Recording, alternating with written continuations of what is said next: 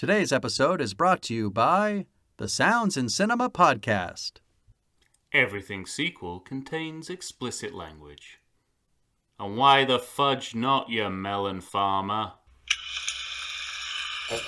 And we're pitching sequels. My name is Michael Shantz of the How Dare You Awards. Joining me, Pitchmaster himself, Tom Stewart of Lonesome Whistle Productions. What kind of everything soup do you have for us today, Tom? Hands off my hiney, baby. That's actually a pretty good barometer of quality. Not the direct answer to your question, but No. it actually tells you more about my pitch than my answer would.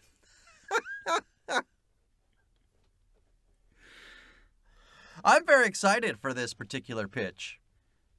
Yeah, it's definitely. I mean, the comedy, the spoof comedy sequel pitch is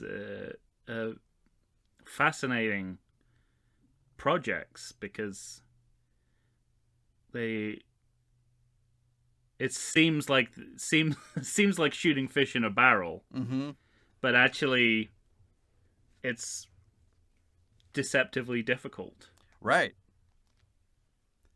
You have to decide, because in all three of these movies, there are multiple James Bond movies at play. That's a huge, yeah. It's like, yeah. I suppose the interesting precedent is then. Well, I suppose it's only really the title, but Goldmember is a specific reference to a particular Bond film, but the movie doesn't really. It's not based on Goldfinger in any meaningful way. Right. Whereas The Spy Who Shagged Me has a title that references The Spy Who Loved Me, but is mostly Moonraker. I don't know in what context you'll be able to use that again, but mostly Moonraker I think is great. I guess that's be a good way of like describing, like, if you say is whatever X science fiction movie good, it's mostly Moonraker. It's mostly Moonraker. Oof. I won't bother then. I'll save my money. Oh, that's funny. Just a kind of anecdote of when I did my live commentary of Moonraker. When people were coming into the theater, I was sort of greeting them as Roger Moore, and I said to the room, "Any science fiction fans in the room?" And they all like, "Yay!" And I said, "Sorry."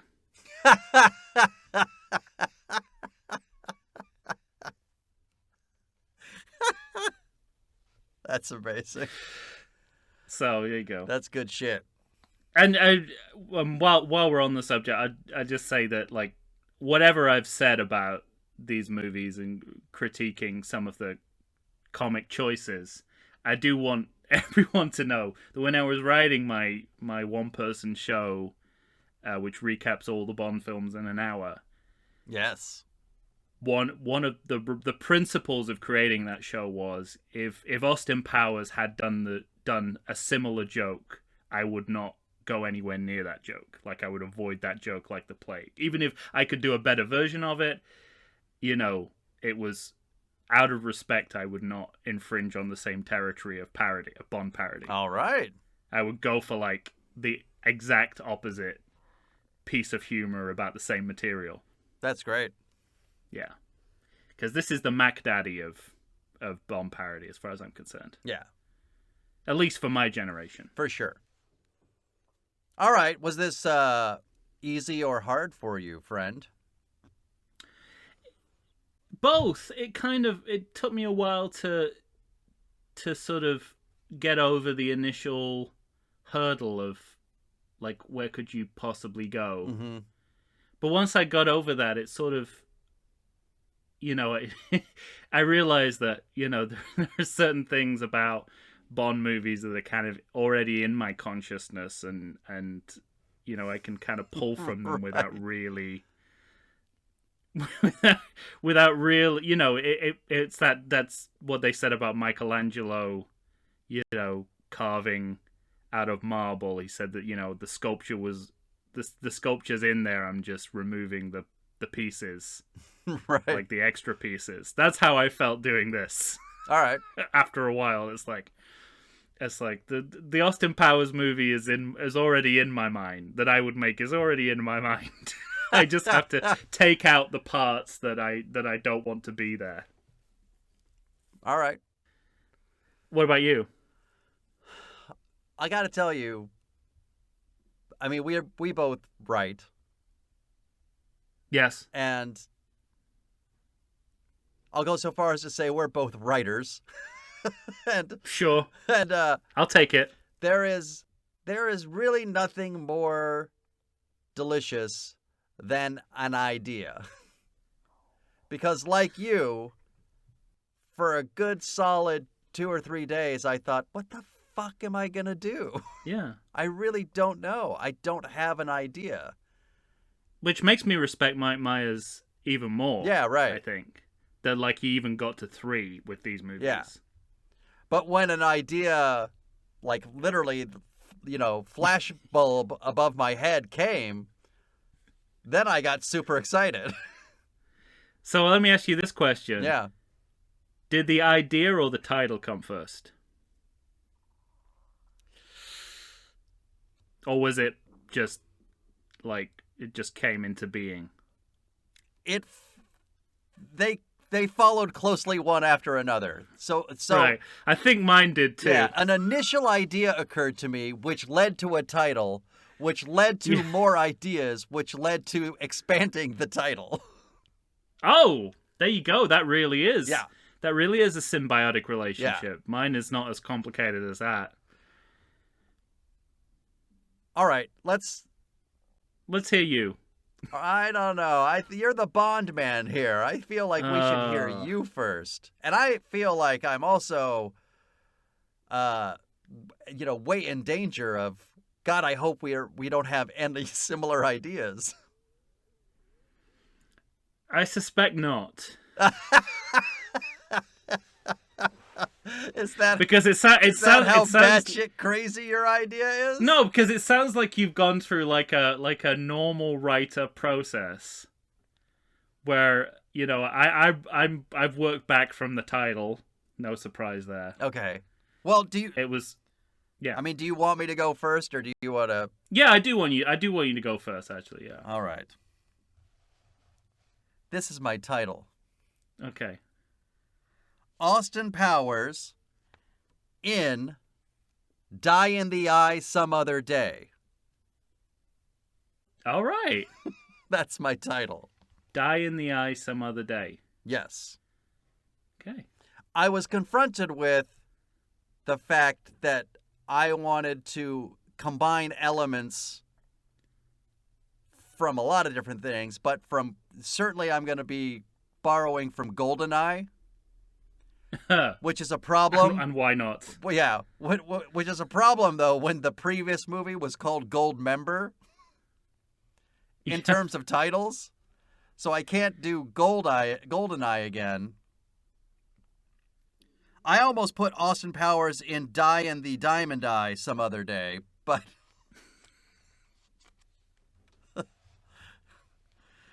They might not get that on posters. Right. I guess The Spy Who Shagged Me is pretty unwieldy. True.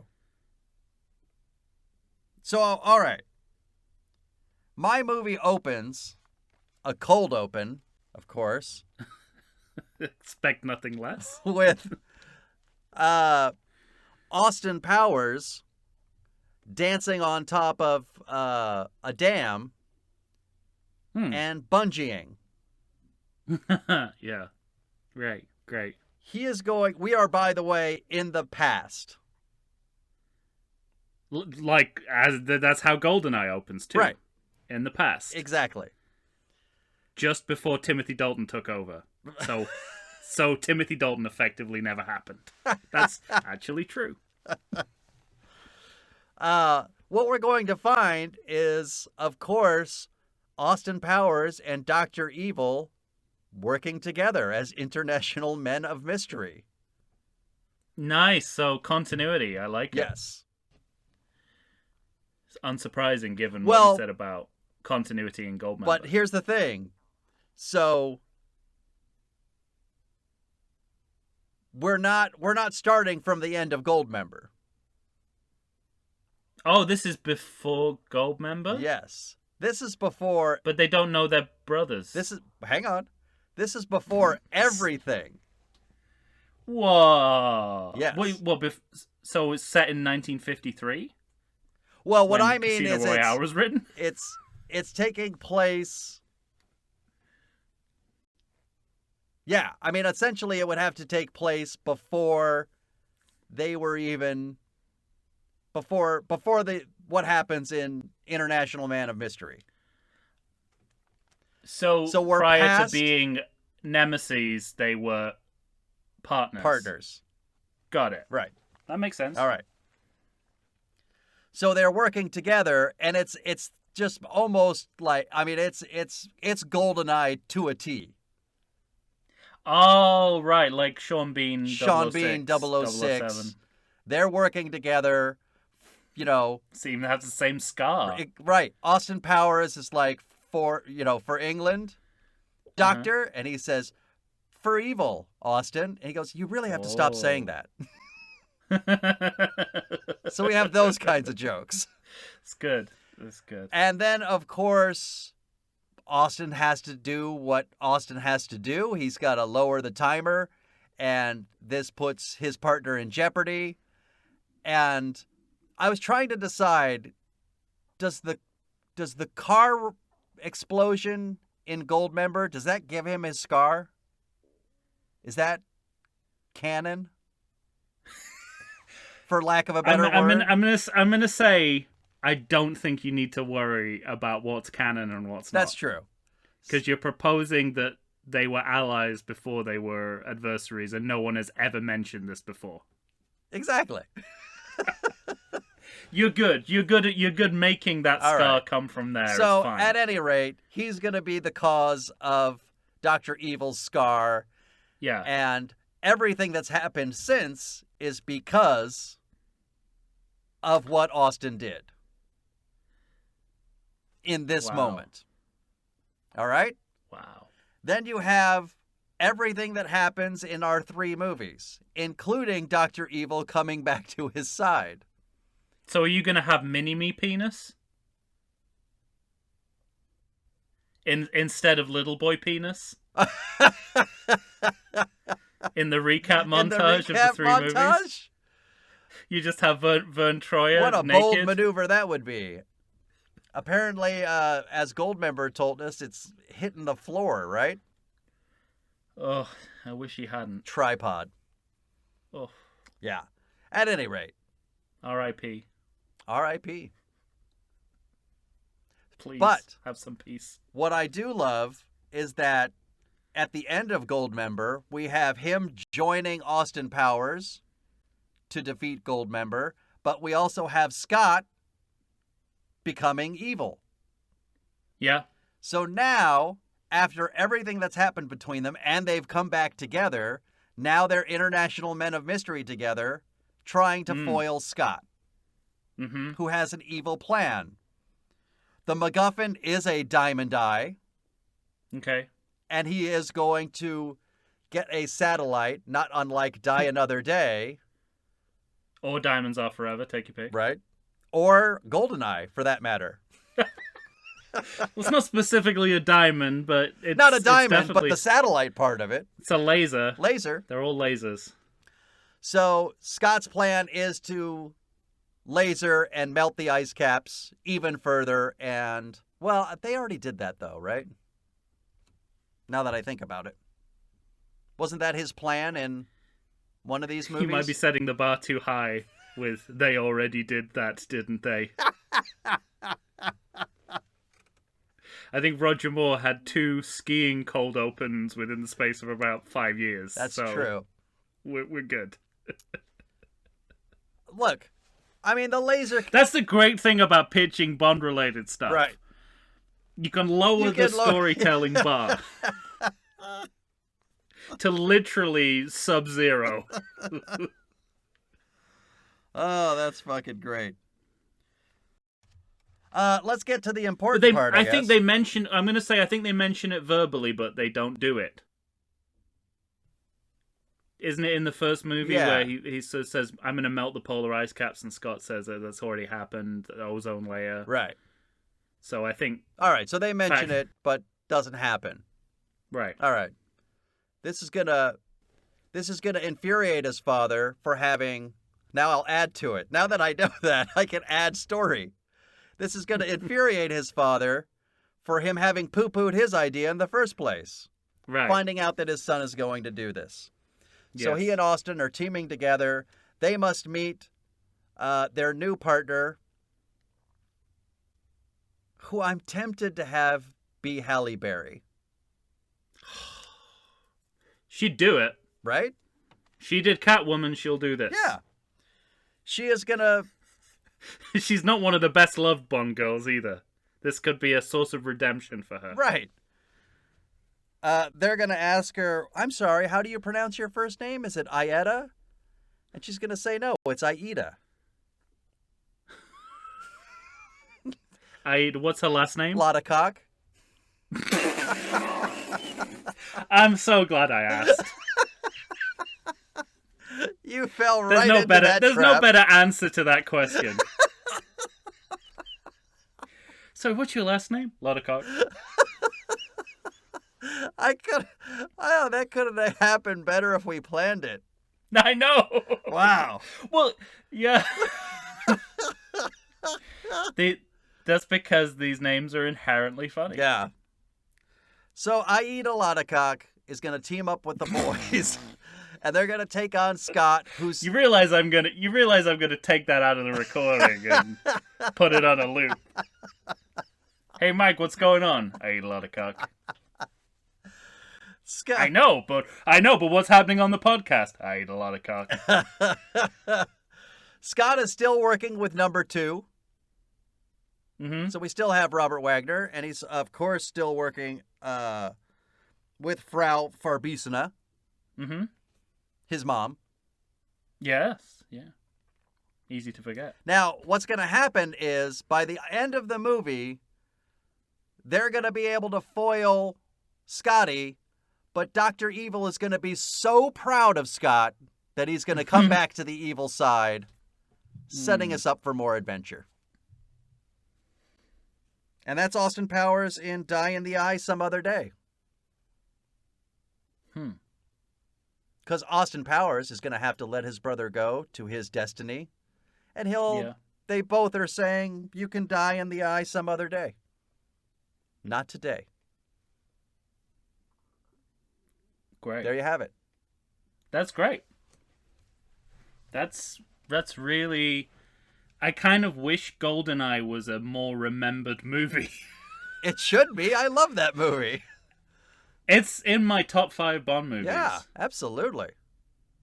God, it's a good movie.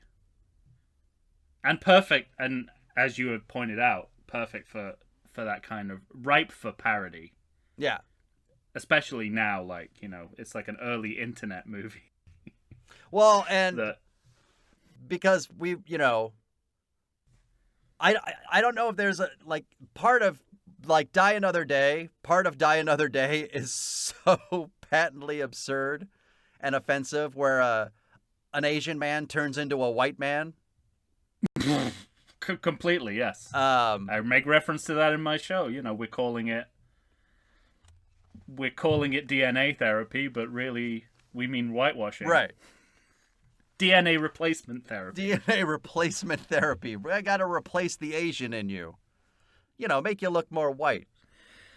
I was going to try to add a component of that. But I didn't know where to go without me kind of cringing. Like trying to turn Scott into an Asian man, that kind of makes me cringe. But that's the better outcome, is it not? Right. That you whatever your bullshit sci-fi device is, it ends up with giving an Asian actor a job than taking one away from him. Yeah. And this is totally off topic, but I rewatched Die Another Day recently. Of course you did. And I will go out on a limb and say, apropos of nothing, the first 20 minutes of that movie are as good as any Bond we've had in the 21st century. Wow. You just like only the first 20 minutes. You just like him being captured. It is like it is you know how they say that, like, you know, people just lose their faculties at a certain point in their life. It's like this movie after 20 minutes lost its faculties. Yeah, yeah, absolutely. No, I everything up to him stopping his own heart is gold. The rest of it is gold member. Yeah. Unintentionally. You're right. That's a great pitch, Mike. Thank you. I'm a little intimidated. I think I have the edge on the title. All right. Title of my pitch is Austin Powers in. Oh, we both go Austin Powers in. I don't know if we said actually on the podcast that was our preferred organization of the title. Yeah. Austin Powers in, yeah, comma, as opposed to Austin Powers, comma. Right. Or colon. Colon, sorry, not comma, yes. What's wrong with me? I think your Britishness like rubbed off on me there. I said colon. But I also speculated that perhaps you needed one more movie to earn the in. But yeah, that's possibly why. Anyway, certainly by this point, Austin Powers in. Hymens are forever.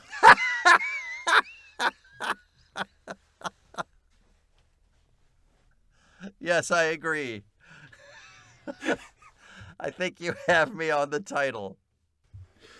But I also spent a lot of time thinking about the details of the fine details of the cold open. So I think very important for these movies, as you demonstrated. Yes. It begins. We see. We're in the Mediterranean. We're on a winding mountain road. We see the Aston Martin. Actually, let's call it an Aston Martin. Aston Martin. Why the That's fuck perfect. not? What are you talking about? Don't get rid of that. This is what I mean. It's just this movie is in my consciousness. I am just pulling it out of my mouth.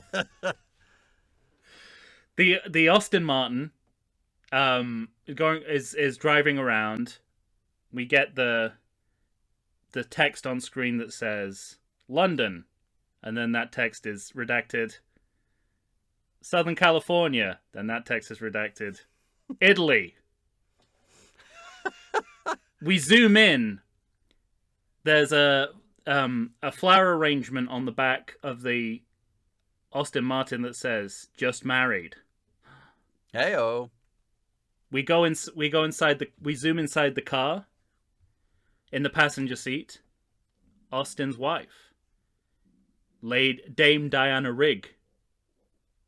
Okay. I don't know from what era. When she was alive, but whenever we've gonna say. Dame Diana Rigg, who is talking to Austin, who we've yet to see, about how they just got married, and she says, "Just to think I'm the last woman that you'll ever have sex with." And then we finally reveal Austin Powers, but it's not Mike Myers as Austin Powers, no. It's George Lazenby as Austin Powers, turns to camera and says, "This never happened to the other fella." Oh, boy. Then, we have this. We're reenacting the final scene from On Her Majesty's Secret Service. Clearly. Teenagers in a car come by. They're in charades. They're trying to tell him that Dr. Evil will have a nice mime sequence where they're trying to figure out what the kids are saying. They're trying to tell him that Dr. Evil is behind them. And Dr. Evil and Frau Farbissina, as Blofeld and Irma Bunt did in the original movie, assassinate Austin Powers' wife, still played by Dame Diana Rigg. All right.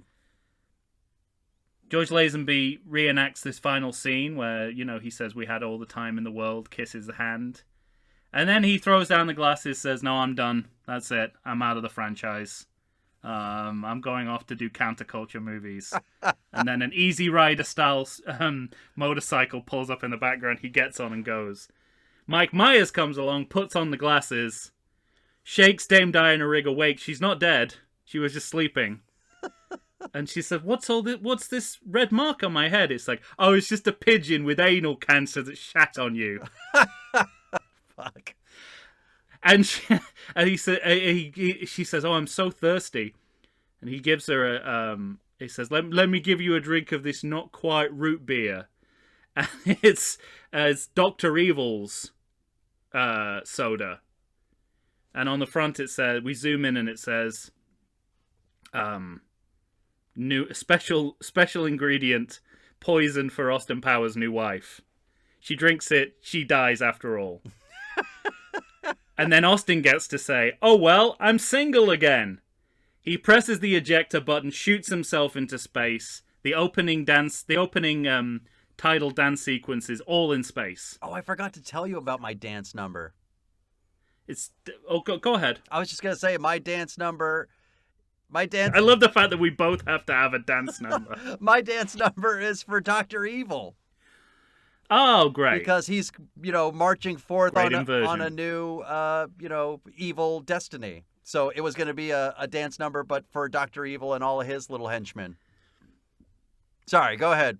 No, that's really, important to the pitch. Oh, yeah. So Austin, dance number in space. He, his rocket comes back to, runs out of fuel, goes back down to Earth. He lands on his wife's coffin during the funeral.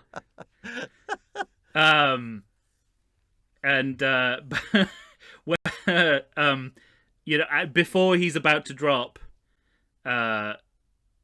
we see his father, Nigel Powers, tearing up at the grave. A la The Dark Knight Rises. There you go. And he's like, I can't do it. I won't bury another Powers. And then one of the mourners said, she never signed the marriage certificate. She's not actually got his name. He's like, "Oh, all right then." And leaves. Austin arrives. They're like, it's like this. You missed your wife's funeral. He says, "But Doctor, you've got to." And Basil Exposition is there, tells him he has to go. He has to go and get Dr. Evil before it's too late. And we also have a reenactment of the beginning of Diamonds Are Forever, where James Bond goes around attacking people and asking them where Blofeld is. Right. Austin Powers will do the same. We'll have a montage of him going up to air hostesses and punching them in the face and saying, "Where's Dr. Evil?" And eventually he finds Dr. Evil in his evil laboratory. And Dr. Evil says, "I've been waiting for you since the end of the cold open." And he says, I'm gonna kill you. And he says, "But you wouldn't kill your own brother." And there's a emergency sprinkler system that says, in case of retcon, pull this. And he pulls it and it covers Austin with every time anyone mentions anything that refers to continuity from the previous movie. All right. And gets covered in mud, a la the beginning of Diamonds Are Forever. All right. And so we lose Austin. Austin is in the ground covered in mud for a period of time while we focus on Dr. Evil's new plan. Mm-hmm. We find out that Mini-Me is not going to be in the movie because he says, "Here, Mini-Me." Number 2 leans in, whispers something into his ear, and says, Dr. Evil says, "That's fine. I'm woke. I'm a member of the Wide Awake Club. I don't need that kind of humor. I was just doing the little guy a favor. And so we deal with it that way. But he has his two new henchmen, Mr. Closet and Mr. Gay. And he calls out across the laboratory, "Closet! Gay!" And every man in the room turns around. And he said, "No, just those two. The rest of you, we'll talk later. There's a therapist on staff." And his evil plan is to get the world's collection of diamonds, smuggling them in the lady parts Of course. of specially selected women.